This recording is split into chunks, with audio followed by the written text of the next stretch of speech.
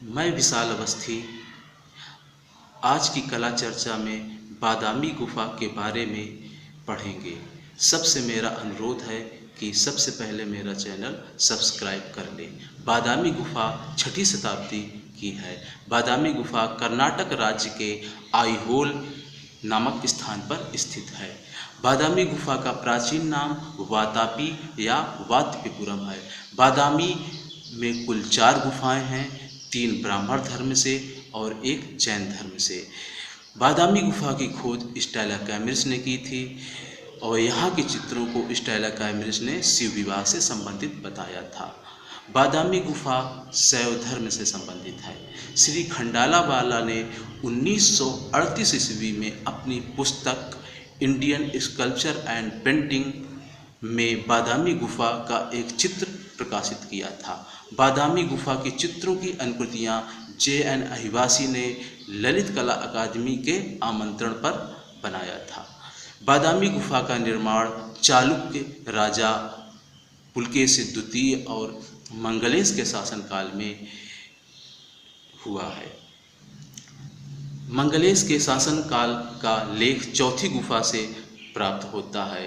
यह लेख मंगलेश के 12वें शासनकाल का है। चौथी गुफा चित्रकारी, वास्तु तथा शिल्प सज्जा की दृष्टि से श्रेष्ठ है। ब्राह्मण धर्म से संबंधित चित्रों में अब तक के ज्ञात उदाहरणों में से ये सबसे प्राचीन भित्ति चित्र हैं। यहाँ की शैली अजंता से मिलती जुलती है।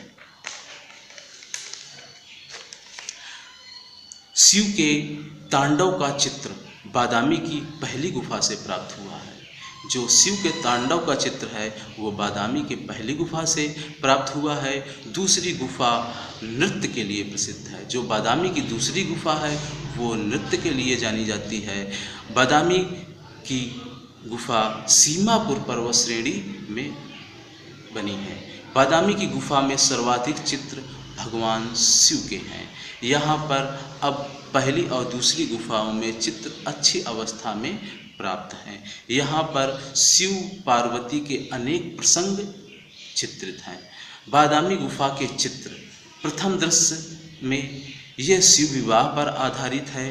इंद्र की सभा, वैजंता और देवताओं की सभा सुधर्मा को अंकित किया गया है, जो बांसुरी, ढोलक, मृदंग और मंजीरा बजा रहे हैं।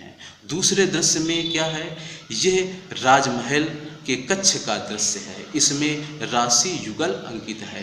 तीसरे दृश्य में युगल विद्याधर बादलों में उड़ते हुए बनाए गए हैं। विद्याधर तथा विद्याधारी अपने अपने हाथ एक दूसरे के गले में डाले हैं।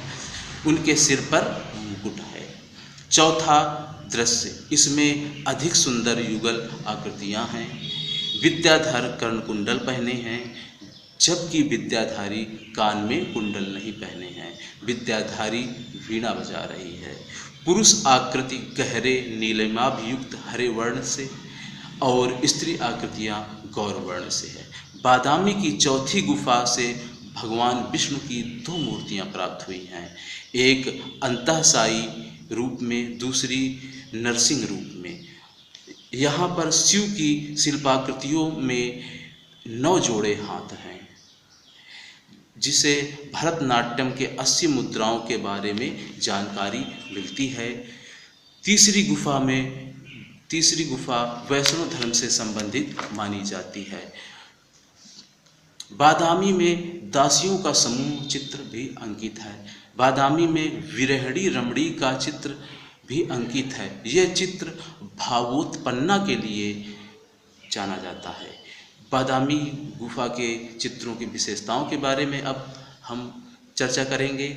बाग और अजंता शैलियों से काफ़ी मिलती जुलती है। बादामी में अजंता की भांति लौकिकता के पीछे आध्यात्मिकता और बौद्धिक तटस्थता के दर्शन होते हैं। बादामी के चित्र उत्कृष्टता और मृदुता की दृष्टि से उस स्तर के नहीं पाए गए हैं। आकृति रचना में कुछ अनुपातहीनता अवश्य दिखाई देती है। आकृतियों के चित्रण की भाव व्यंजना प्रखरता की दृष्टि से अति सुंदर हैं। पर्सी ब्राउन के अनुसार बादामी गुफा के भीतर आकर उनके वैभव को देखकर मनुष्य सचमुच चकित हुए बिना नहीं रह सकता है। सभी से अनुरोध है कि ये वीडियो अच्छे से देखें और इनको अच्छे से समझें और इनको एक कॉपी में नोट भी करें। धन्यवाद।